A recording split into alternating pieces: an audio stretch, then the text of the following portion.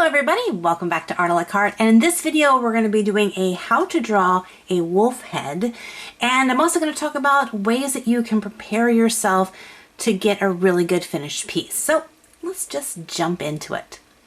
For this piece I have chosen a stock photo that I found on a website that gives you a whole bunch of just drawing reference photos, and I'm going to use this as my guide to discover what makes a wolf drawing a wolf drawing. So first thing I'm going to do is I'm going to find my shapes.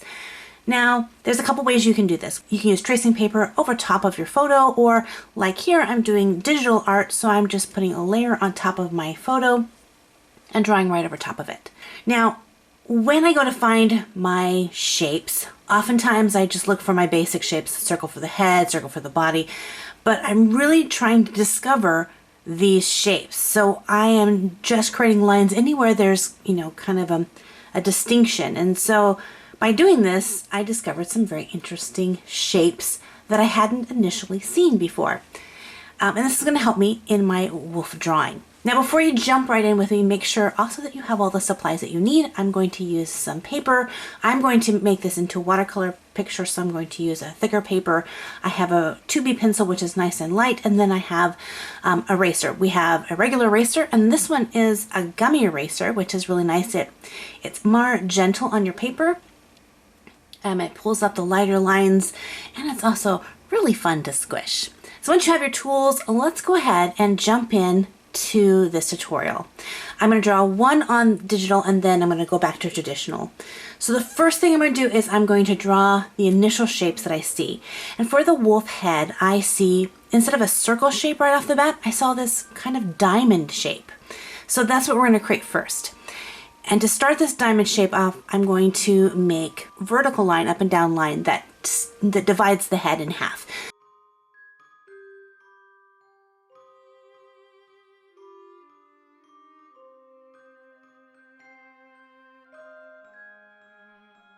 And then the horizontal or side to side line is the eye line. And from this little kind of plus sign, I'm going to create my diamond shape. So you can see I'm connecting the dots on either side.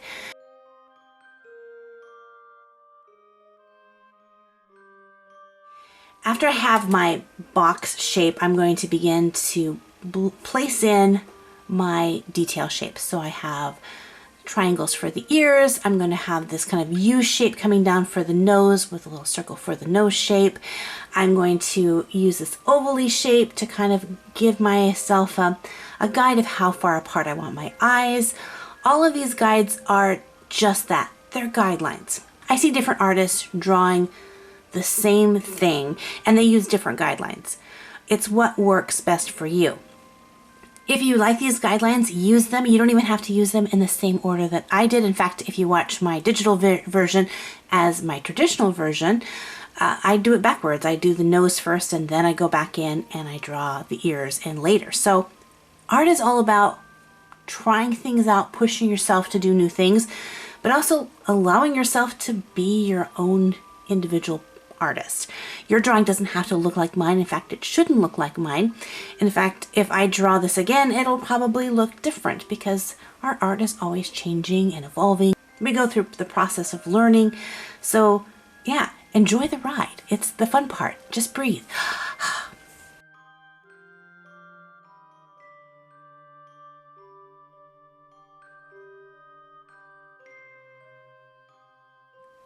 The benefits to drawing from a reference photo is to help you draw what you see and not what you think you see. Even with this drawing, there were several things that I thought I knew what it looked like, and I started drawing them that way. And then when I would go back and look at the reference photos, I would go, no, their eye doesn't go like this. It goes like that. That's so interesting. And it's the little things that our mind just kind of makes up its mind on, that's the way it is. And then when we really go into it and check those things out, we realize, yeah, it's a little bit different. Take your time with this part and get your guidelines in exactly how you want them. If it doesn't look right, during the guideline part, if proportions or the angles don't look good, then don't move on to the details yet, because it's so much harder to fix things when you get into heavy details than it is with just, 3 or 4 guidelines. But once it looks pretty good, go ahead and erase the guidelines that you don't need. This is where I'm going to use my gummy eraser or the kneaded eraser because it's so much more gentle on my paper. If you have really ground your pencil in there, the kneaded eraser might not be buff enough to pull it up, so that's why you might want to go in with a soft eraser. And there's a few lines on here that I put in a little too dark, and you'll see in a bit I'll come back in with that eraser and clean those lines up. For digital art, I just create another layer, and I take and I make my sketch layer a little bit lighter in the transparency so I can really see, and then I go in and add in my darker lines. Now I find when I draw digitally, I'm not afraid of making mistakes as much because it's easier to fix mistakes digitally than it is in traditional art. With digital art, you can erase as many times as you want to, and you're not going to wear out your paper.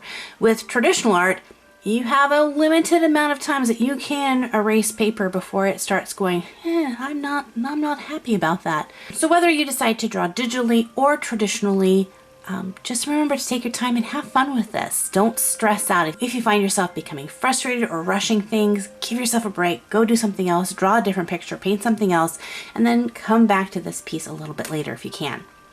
I spent a good 45 minutes on the SketchUp alone, and I probably could have spent a lot more time beyond that.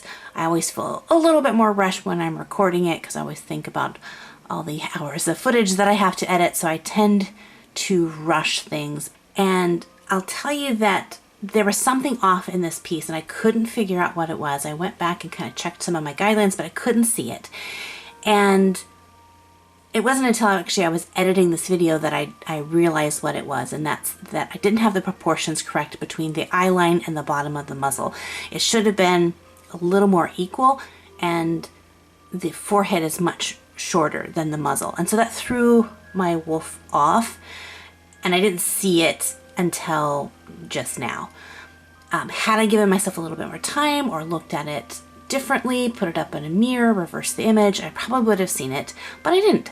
So this is something that's just, the more I practice at it, the more I'm going to get to know my subject and the better I'm going to get at drawing it. If you're finding that you're having a hard time getting the finished piece to look the way you want, then go back to the basics. Go back to your sketching and doodling of that subject. When you're learning to draw something that maybe you've never drawn before or you struggle with, like I struggle drawing dogs and wolves.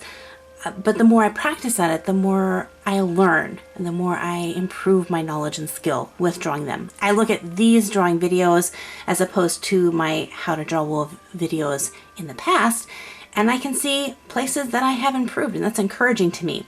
So keep drawing them, whether you have a physical sketchbook or you keep a digital sketchbook. Also keep your sketches, because that's encouraging to see your progress from where you were to where you are now.